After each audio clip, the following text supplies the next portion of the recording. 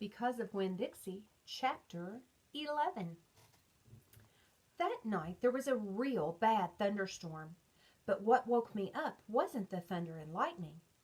It was Winn-Dixie, whining and butting his head against my bedroom door. "Winn-Dixie," I said, "what are you doing?" He didn't pay any attention to me. He just kept beating his head against the door and whining and whimpering. And when I got out of bed and went over and put my hand on his head, he was shaking and trembling so hard that it scared me. I knelt down and wrapped my arms around him, but he didn't turn and look at me or smile or sneeze or wag his tail or do any of the normal kind of Winn-Dixie thing. He just kept beating his head against the door and crying and shaking. "You want the door open?" I said. "Huh? Is that what it is?" I stood up and opened the door, and Winn-Dixie flew through it like something big and ugly and mean was chasing him. "Winn-Dixie," I hissed, "come back here." I didn't want him going and waking the preacher up, but it was too late. Winn-Dixie was already at the other end of the trailer, in the preacher's room. I could tell because there was a spring sound that must have come from Winn-Dixie jumping up on the bed, and then there was the sound from the preacher like he was real surprised. But none of it lasted long because Winn-Dixie came tearing back out of the preacher's room, panting and running like crazy. I tried to grab him, but he was going too fast. "Opal?" said the preacher. He was standing at the door to his bedroom, and his hair was all kind of wild on top of his head, and he was looking around like he wasn't sure where he was. "Opal, what's going on?" "I don't know," I told him. But just then there was a huge crack of thunder, one so loud that it shook the whole trailer. And Winn-Dixie came shooting back out of my room and went running right past me. And I screamed, "Daddy, watch out!" But the preacher was still confused. He just stood there, and Winn-Dixie came barreling right toward him like he was a bowling ball, and the preacher was the only pin left standing. And wham! They both fell to the ground. "Uh-oh," I said. "Opal?" said the preacher. He was lying on his stomach, and Winn-Dixie was sitting on top of him, panting and whining. "Yes, sir," I said. "Opal?" the preacher said again. "Yes, sir," I said louder. "Do you know what a pathological fear is?" "No, sir," I told him. The preacher raised a hand. He rubbed his nose. "Well," he said after a minute, "it's a fear that goes way beyond normal fears.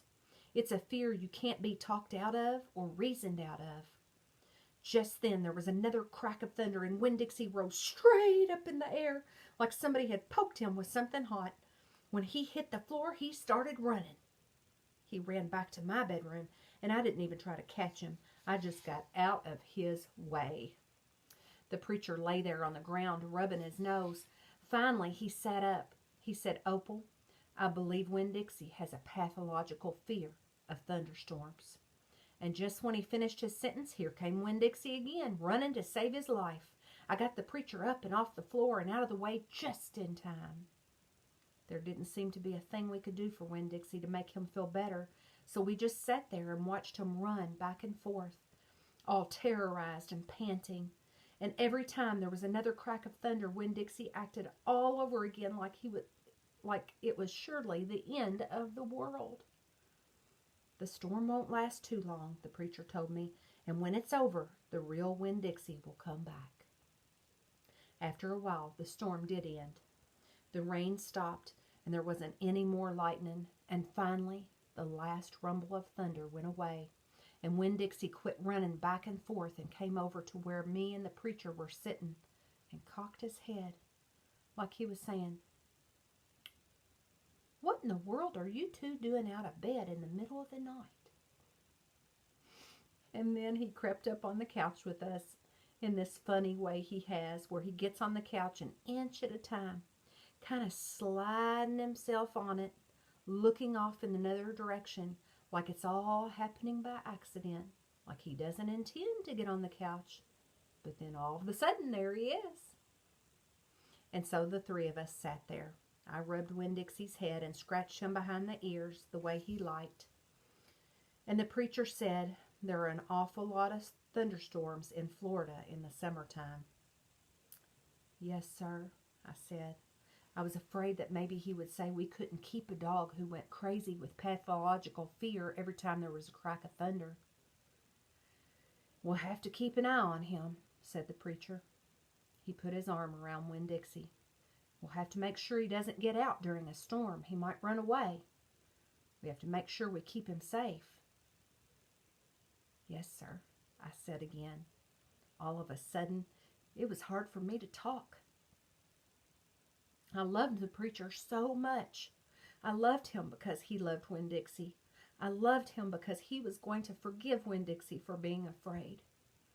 But most of all, I loved him for putting his arm around Winn-Dixie like that, like he was already trying to keep him safe.